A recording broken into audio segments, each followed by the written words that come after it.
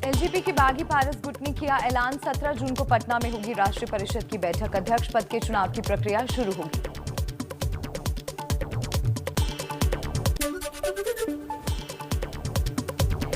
LJP पर कब्जे के लिए चाचा भतीजे में जोर आजमाइश। पशुपति पारस गुट ने पूर्व सांसद सूरजभान सिंह को बनाया कार्यकारी अध्यक्ष।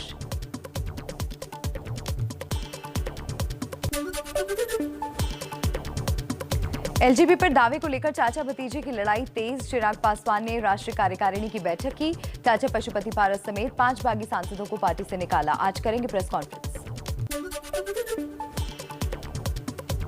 एलजेपी में टूट के बाद चिराग पासवान का छल का दर्द। ट्विटर पर लिखा, पार्टी और परिवार को साथ रखने में नाकाम रहा। पार्टी मां के समान है, धोखा नहीं करना चाहिए। लोकतंत्र में जनता सर्वोपरि। एलजेपी के बागी सांसदों के नेता पशुपति पारस का एबीपी न्यूज पर बड़ा दावा। कहा, पार्टी संविधान से चलती है, कोई भी किसी को ऐसे ही नहीं निकाल सकता है। चुनाव आयोग जाने की कोई जरूरत नहीं है, हम असली पार्टी और नेता हैं।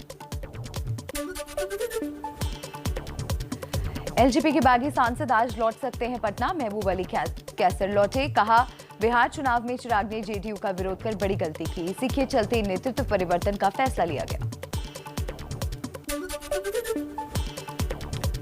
पारस गुट के नेता श्रवण कुमार ने 5 सांसदों को पार्टी से निकालने को बताया बचकानी हरकत।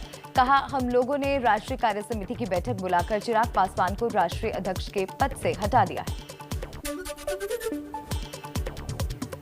चिराग समर्थकों ने पटना में बागी सांसदों के पोस्टर पर कालिख पोती। पारस गुट की बगावत से नाराज हैं चिराग समर्थक।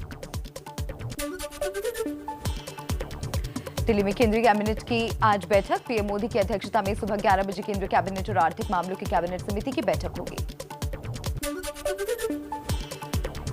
विवादित संगठन पीएफआई पर आयकर विभाग का कसा शिकंजा। संगठन के खातों में अब नहीं हो पाएगी विदेश से फंडिंग। इनकम टैक्स के नियमों के तहत मिल रही है छूट खत्म। अयोध्या में विवादित जमीन के केयरटेकर वाहिद अंसारी का दावा। कहा, खरीद बिक्री में शामिल सुल्तान अंसारी और रवि मोहन तिवारी के समाजवादी पार्टी से रिश्ते हैं। सरकार को बदनाम करने की साजिश। अयोध्या में जमीन खरीद विवाद पर राम मंदिर ट्रस्ट और अयोध्या प्रशासन ने गृह मंत्री अमित शाह, बीजेपी अध्यक्ष जेपी नड्डा और आरएसएस को रिपोर्ट भेजी। जमीन सौदे से जुड़ी पूरी जानकारी दी। यूपी के सीएम योगी आदित्यनाथ ने अयोध्या जमीन सौदे से जुड़े सारे दस्तावेज देखने के बाद संतुष्टि जाहिर की। सुबह अयोध्या के अधिकारियों से मांगी थी रिपोर्ट। दिल्ली में आम आदमी पार्टी के सांसद संजय सिंह के घर कालिख पोती गई। पुलिस ने एफआईआर दर्ज कर 2 आरोपियों को गिरफ्तार किया। संजय सिंह बोले, बीजेपी के गुंडों से डरने वाला नहीं हूं।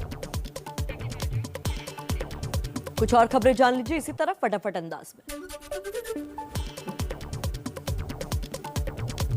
आम आदमी पार्टी के सांसद संजय सिंह का नया ट्वीट। लिखा, चंदा चोरों की वजह से प्रभु श्रीराम के मंदिर निर्माण में देरी। राम भक्त मंदिर का पैसा वापस मांगने के लिए आवाज उठाएं।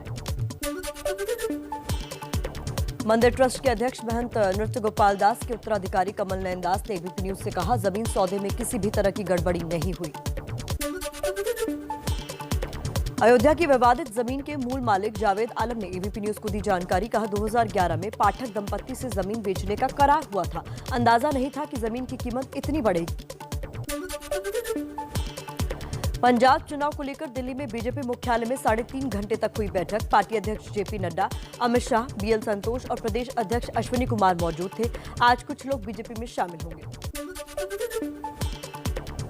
पंजाब में कांग्रेस सांसद रवनीत बिट्टू के बयान पर विवाद। अकाली दल ने एससी कमीशन में केस दर्ज करने की शिकायत दी। बिट्टू ने कहा था, अकाली दल ने समझौते में पवित्र सीट बीएसपी को दी। पंजाब में बीएसपी और अकाली दल के गठबंधन के बाद दोनों पार्टियों का कैप्टन सरकार के खिलाफ हल्ला बोल। कोरोना किट घोटाले के मुद्दे पर मोहाली में सीएम के फार्म हाउस के रास्ते पर किया प्रदर्शन। स्वास्थ्य मंत्री बलबीर सिंह को हटाने की मांग।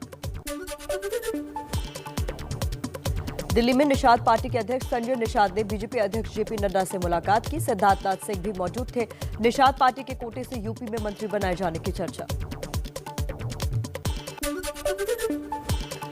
यूपी में मायावती की पार्टी बीएसपी के 7 विधायक बागी हुए। समाजवादी पार्टी में होंगे शामिल 6 विधायकों ने समाजवादी पार्टी के अध्यक्ष अखिलेश यादव से मुलाकात भी की।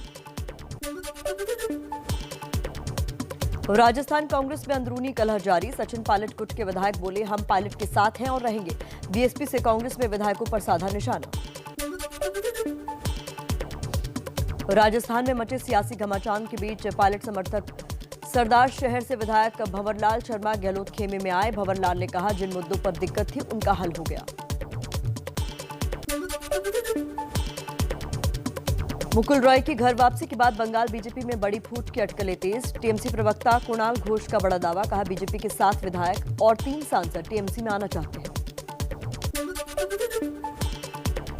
बंगाल के राज्यपाल जगदीप धनखड़ ने सीएम ममता बनर्जी को चिट्ठी लिखी। राज्य में मौजूदा कानून व्यवस्था पर चुप्पी तोड़ने को कहा। लिखा, शांति का माहौल बनाए रखना आपकी जिम्मेदारी।